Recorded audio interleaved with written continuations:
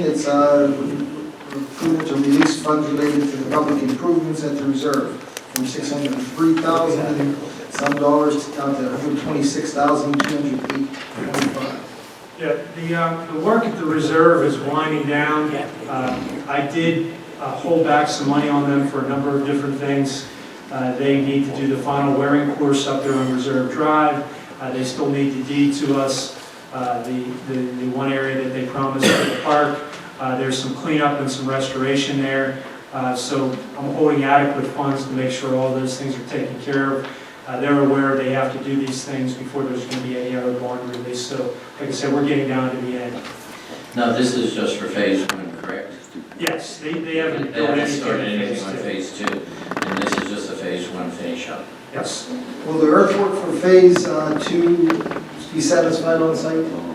Yeah, the phase two, all they've done, what they've done is they've installed all of the infrastructure for the whole development. I believe, and Bruce can correct me if I'm wrong, but the only thing that they need to do is decide that they're going to put up the buildings. They built the buildings in phases, but everything else is already in place. As fast as they moved there, it would be nice to be able to do what we did with Bangor Road and hold the top, that overlay off until the bulk of the actual construction is. That still does, that does damage too, as quick as they move. We say 2 years or 75% completion, and I believe they're 75 complete on the lots. I will check that. That's our requirement, but I'm suggesting that we Try to hold them off. yeah, I mean, you know they're not going to drag it out. Those units went up so fast. Yeah. It's not like it's going to drag out for another 18 months or 2 years. Yeah, I think they only have 2 buildings left to do. Is that 2, 3? I think it's about 3 with some ancillary buildings. But the only road that's going to be dedicated back to the township is Reserve Drive, none of the others that go off of it, correct? Yes.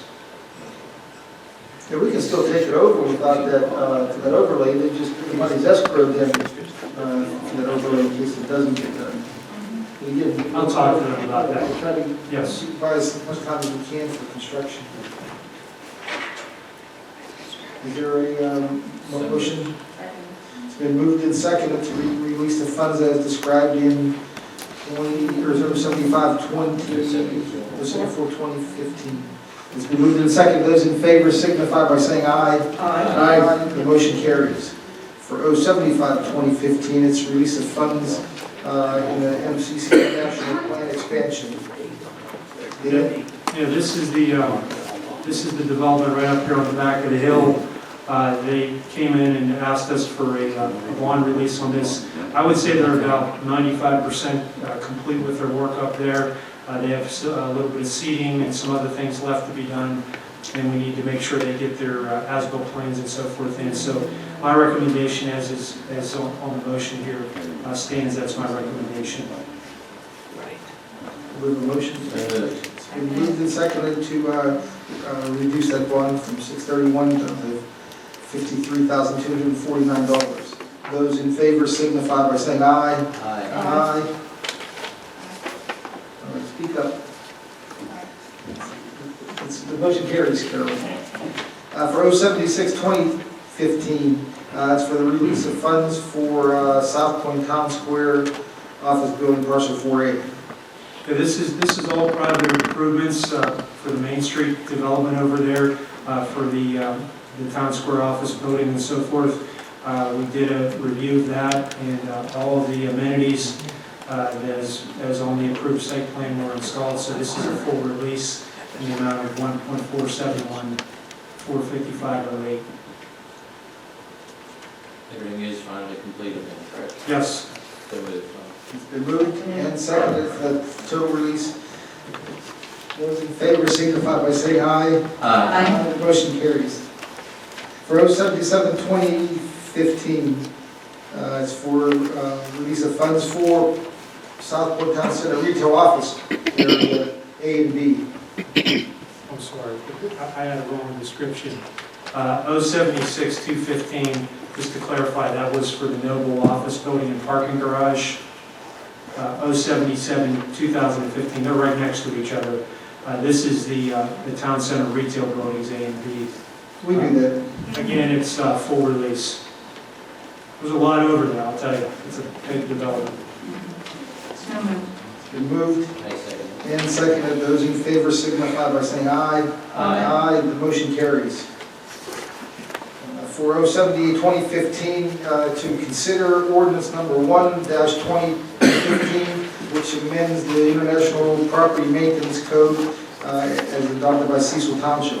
So it's the subject of our hearing today, and do you have any more comments or questions?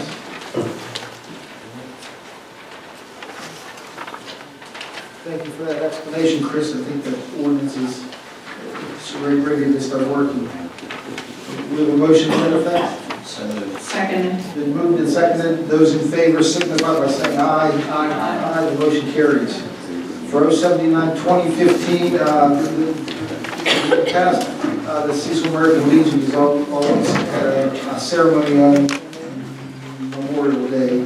And I know this says here to help offset the cost of the annual luncheon, but we don't really direct them how to spend that money. They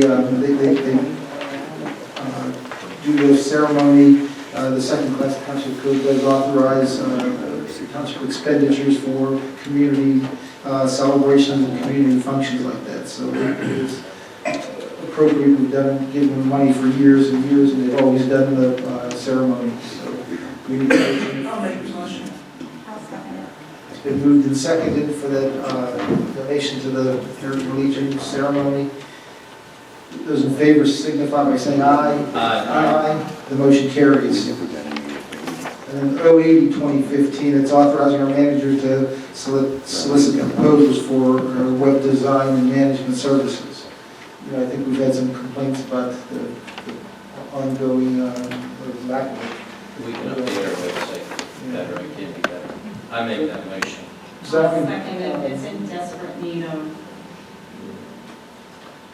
This is just a solicited proposal to see what we can get.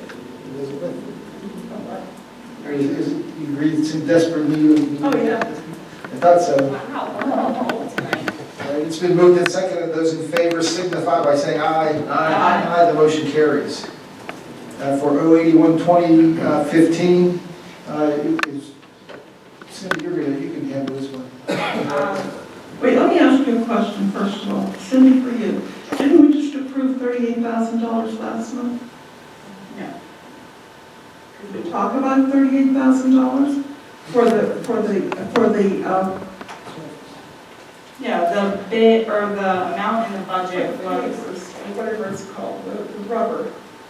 no, the amount that's always been in the budget was $60,000. That was what our bid was. Didn't we approve $38,000 last month?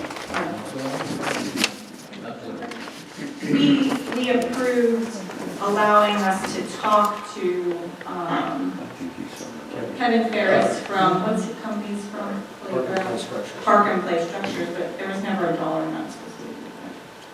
Okay. I think what No money has we were been talking allocated. about Elizabeth was the fact that this project would eliminate that rubber mulch. And maybe that's what you're talking about, because we did talk about rubber mulch, but this would eliminate Well, that. we talked about who we were going to meet with, but we never talked about dollar amount. Maybe it's something else I'm going to say. Maybe. Do we have that, for budget purposes, do we have that number back in November? Yeah. We budgeted $60,000 for those, but the place service actually came in at $66,128.14, so I'll completely eliminate the rubber mulch at Cecil Park and will be replaced with safe surface in two separate areas. One, it's called safe service, and I truly apologize. Yeah, I had a sample from Kevin Ferris, but I left it at home. What is it?